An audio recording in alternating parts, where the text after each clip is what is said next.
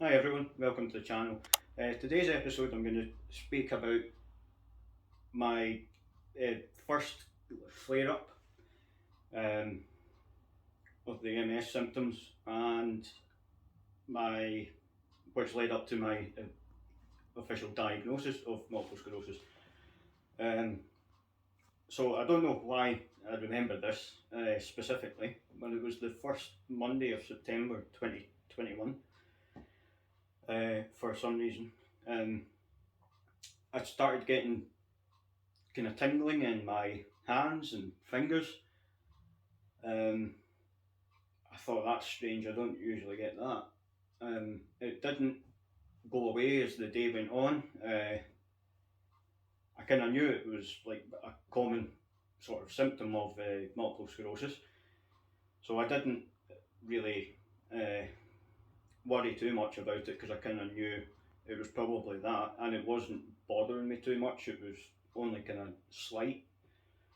Um, But then the rest of the week, I was working roughly about 100 miles away from home on a construction site, and I was working with another guy while I was there the whole week. And when we were talking away, I'd mentioned this had happened, um, and well, I told him a bit about my past history with MRI scans and optic neuritis and things.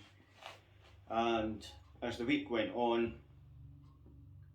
the numbness and tingling turned into pains, uh, as well as more numbness and tingling. It was really strange, but it spread up my arms, down my back, my legs, my feet. It was all over my body, really. Uh, at first, the pains weren't that bad. I could just ignore them and get on with my work. But as the week progressed, they got a lot worse. To the point I was kind of struggling to work by the Thursday. And the guy that I was working with on the site said to me, like, you probably should phone the doctors and get an appointment with them. Uh, so on my lunch break, I phoned them, and they couldn't make an appointment until the following week with my doctor. Um, so they suggested I take the rest of the week off, well, up until my actual appointment, just to be on the safe side. And they prescribed me strong cocodamol, which is a strong painkiller. And into the next week, on the day of my appointment, it hadn't got any better, it actually got worse. The pains were a lot more painful, and the strong cocodamol obviously hadn't helped.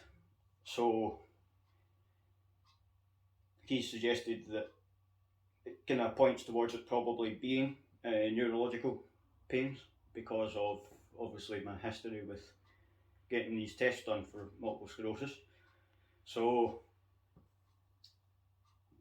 he done some tests on my hands and my feet. It was like touch tests with a pen, and there was strange kind of numb areas on my hands and my feet and my fingertips, uh, which I didn't really expect, to be fair. Even though I was getting kind of numbness and tingling, it wasn't really like that. Like, it was very specific areas were completely numb.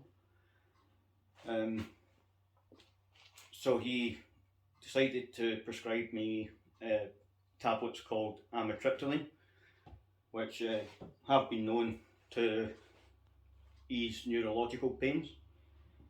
Um, and he signed me off work for about 4 weeks, which at the time I kind of thought, I'm really not going to need as much time off as that. That's a bit overkill, I think. But to my surprise, I ended up being off work for the rest of 2021. I never returned until the start of January 2022. Um, but going back to the start of this, the amitriptyline I didn't think was helping because I was still getting quite a lot of pain. So I stopped taking it for a little bit, and the pain just got a lot worse. So I realised it was probably kind of keeping my pain at bay. So I started taking them again. But throughout this time off, I was looking quite a lot online for information about multiple sclerosis and treatments and things like that. They didn't. This is why I made this channel, because the videos that I could find on YouTube, they were good, but it was just short videos talking a bit about some symptoms and then their diagnosis. Not really like a channel dedicated to it, which is why I've decided to do this and kind of talk a bit more in depth about it and just go through everything as much as I can. It's obviously going to be different for other people. They say no two people have exactly the same symptoms with multiple sclerosis, which is another problem with diagnosis. It makes it very difficult. However, through looking online for like pain treatments and things, people had suggested, well, there was people talking about and said it helped CBD oil, which is an extract from the cannabis plant. It's legal, it's over the counter. I thought I'll try that and I'll see how I get on with it. So throughout the next 3 or 4 weeks, I'd finished the bottle. You get a little bottle, maybe about that size, and it hadn't made any difference to me, nothing at all. So I never bothered getting any more. Seemed like a bit of a waste of time to me, but at least I've tried. And I went to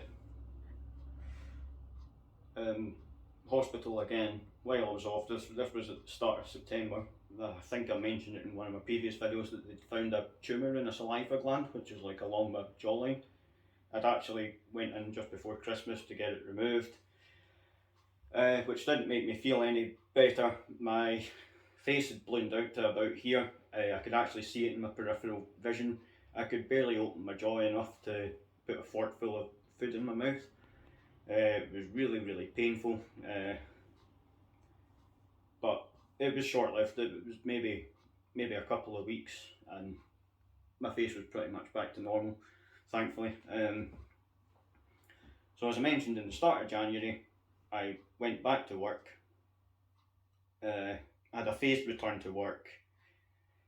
It was just a few days a week and then built up every week until I was back to normal. Then it was at the end of February this year, 2022, I got a MRI scan finally done on my brain to see if there was any changes to the lesions on my brain and my spine. And about 2 weeks after that MRI scan, my neurologist had made an appointment, a phone call appointment, and he phoned me and asked me to kind of talk through everything that that all the symptoms I had when I was off work, and